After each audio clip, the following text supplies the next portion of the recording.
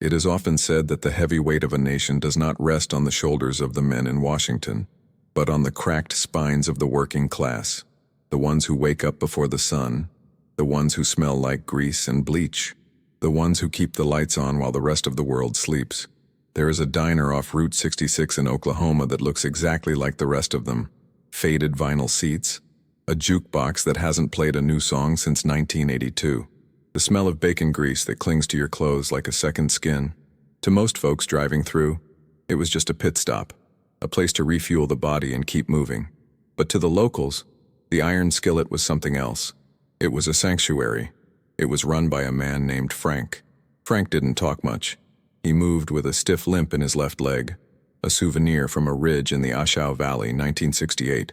He never brought it up. You only knew about his war because of the way he scanned the room when a car backfired outside, and the way he folded the American flag every night at closing. Precision, respect, silence. Then there was Sarah. Sarah was 22, but her eyes looked 50. She had that hollowed-out look of someone who was fighting a war on the home front. Her husband was a Marine, deployed on his third tour in a sandbox halfway across the world. She was working double shifts 7 days a week, trying to keep a roof over their heads and put food on the table for a 2-year-old boy who was starting to forget what his father's voice sounded like.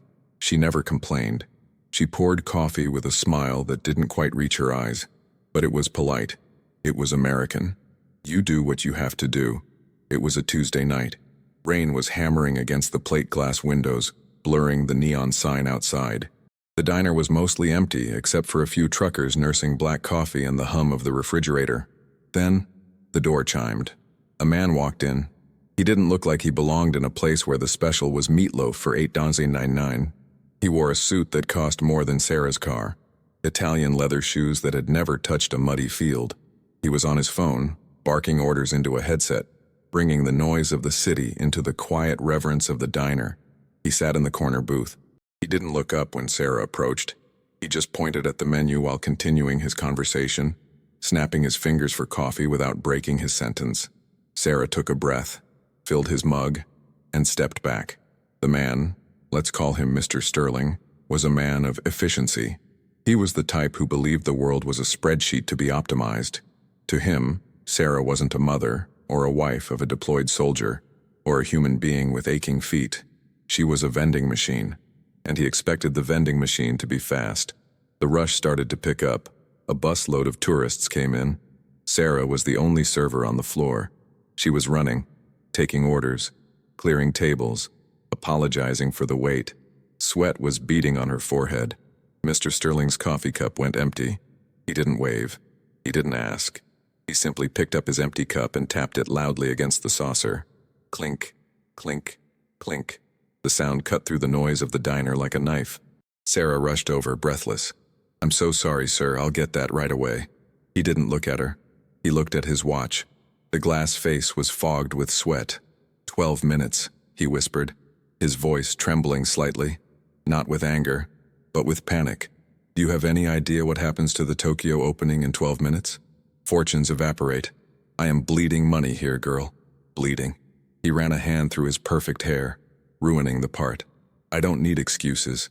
I need the world to stop spinning so slow just for you. Do your job." He went back to his phone. Sarah swallowed the lump in her throat.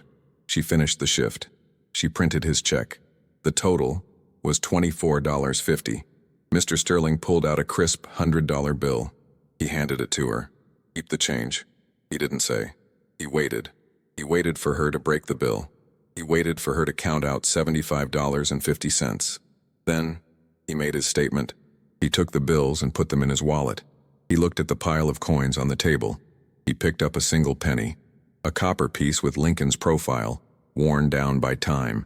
He stood up, buttoned his expensive jacket, and looked Sarah dead in the eye. "Service," he said, loud enough for the truckers to hear, "is about attention to detail. Maybe this will help you remember that." He placed the single penny in the center of the table, face down. It wasn't a tip.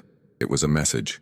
It was a calculated insult designed to make her feel small, to remind her of her place in his world.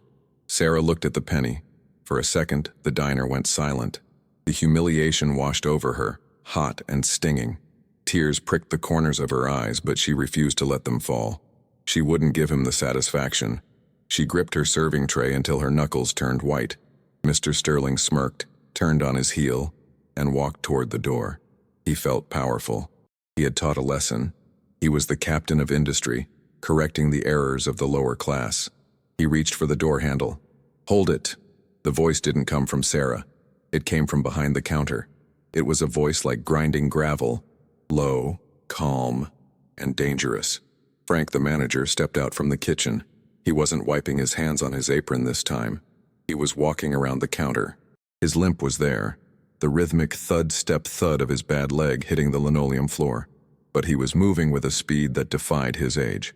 Mr. Sterling stopped. He turned around, annoyed. "Excuse me?" Frank didn't stop walking until he was standing 3 feet from the man.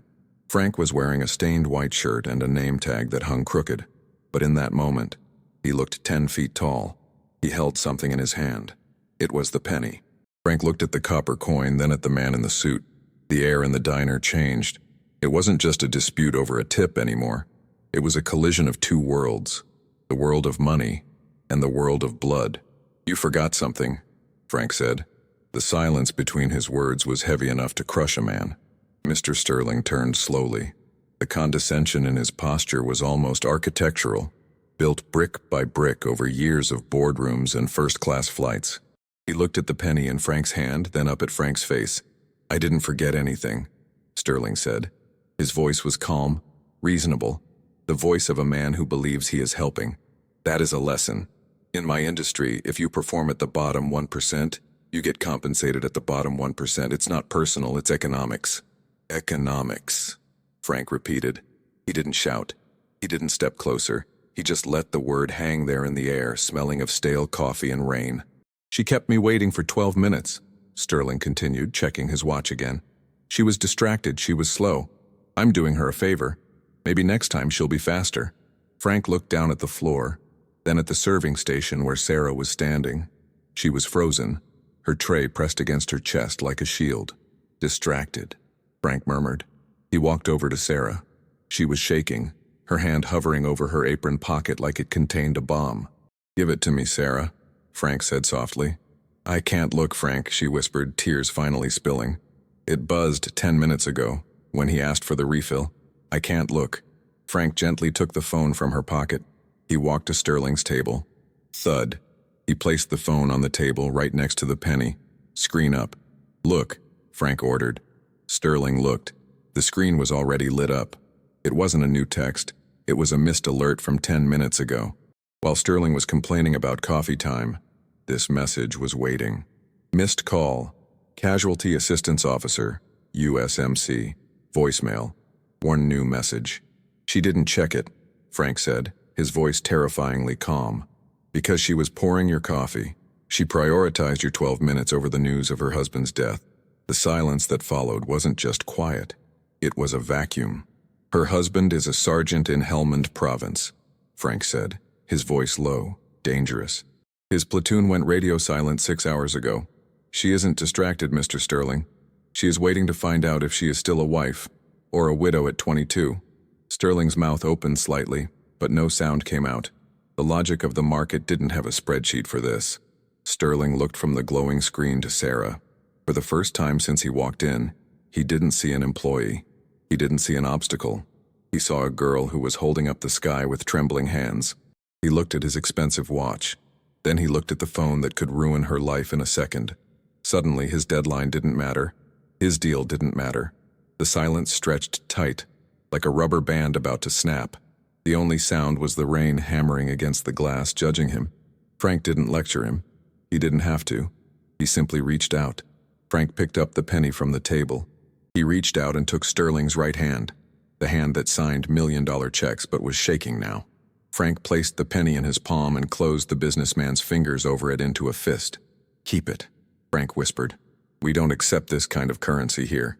The exchange rate is wrong." "What?" Sterling stammered, his voice failing him. "Here, we pay with blood," Frank said, looking at Sarah. "And your money. It smells like fear." Frank let go of his hand. Sterling looked around. The truckers had stopped eating. The kid in the back had lowered his comic book. No one was screaming. No one was threatening him. They were just watching. With pity. That pity was worse than a punch in the face. Sterling stepped back, shrinking inside his expensive suit. He shoved the hand holding the burning penny into his pocket and turned for the door. He didn't walk like a titan of industry anymore. He walked like a ghost escaping the light. The bell chimed and he stepped out into the storm, vanishing into the gray. Frank watched him go. He didn't celebrate. He didn't smile. He just let out a breath that he seemed to have been holding since 1968. He turned to Sarah. "Go," Frank said gently. "Take the back office, make the call." Sarah nodded. Tears finally spilled over, not from sadness, but from release. She ran toward the back. I sat there staring at the empty table. The spot where the penny had been was empty, but the weight of it was still there. Sometimes, the cheapest things cost the most, and sometimes the only way to find out what you're really worth is to see what you're willing to throw away. Subscribe if you know the difference between price and value.